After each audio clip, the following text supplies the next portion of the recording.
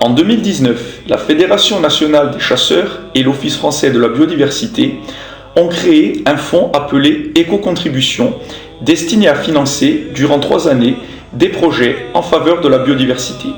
Ainsi, la Fédération régionale des chasseurs de Corse a pu financer des travaux sur le territoire insulaire répartis sur 17 communes, ce qui représente 32 sites différents pour une superficie totale de 83 hectares. Je me présente Jean-Claude Ricci, je suis directeur scientifique de l'Institut méditerranéen du patrimoine cynégétique et faunistique, qui existe depuis 30 ans. Donc notre spécialité, c'est la biologie de la faune sauvage et particulièrement des espèces gibier. Et j'ai été amené donc à collaborer avec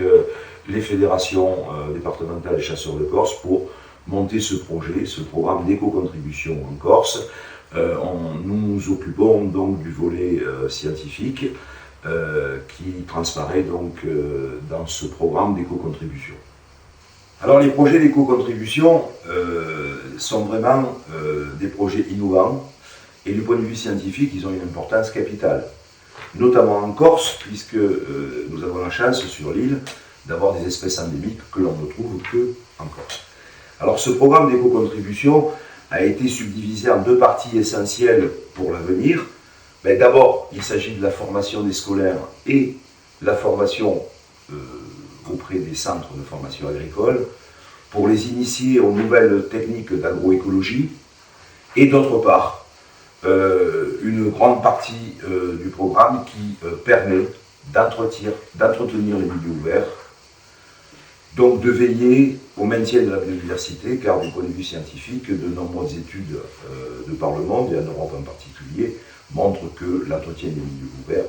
permet de maintenir la biodiversité. Entretenir les milieux ouverts, c'est, on le sait, actuellement, du fait du réchauffement climatique, une priorité, notamment dans le maquis corse,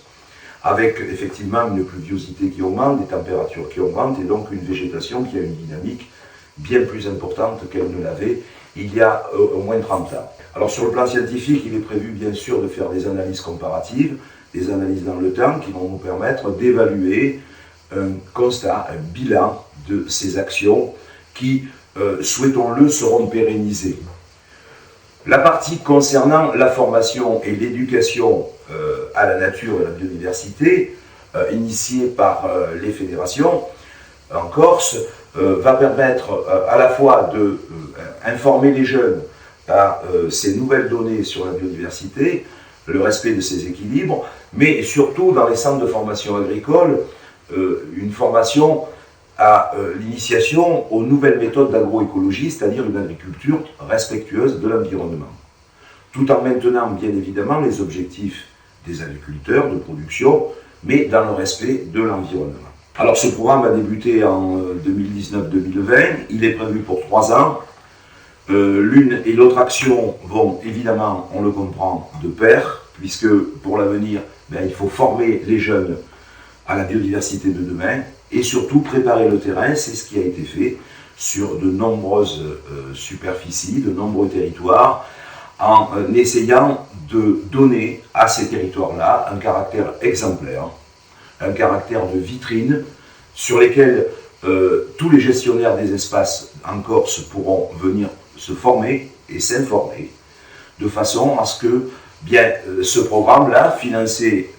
je le répète, par une partie chasseurs et une partie État, serve d'exemple pour les générations futures. Les travaux réalisés sur la période automne-hiver 2020-21 consistent à ouvrir le milieu en mosaïque, tout en préservant des zones de végétation appelées îlots, afin de laisser des abris et des sites de nidification à la petite faune.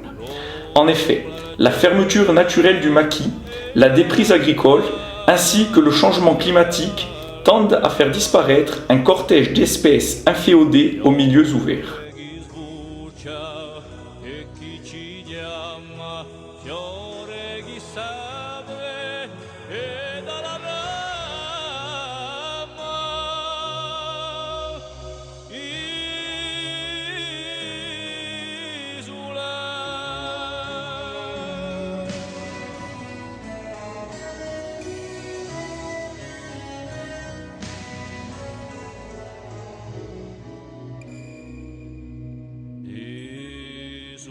Sarà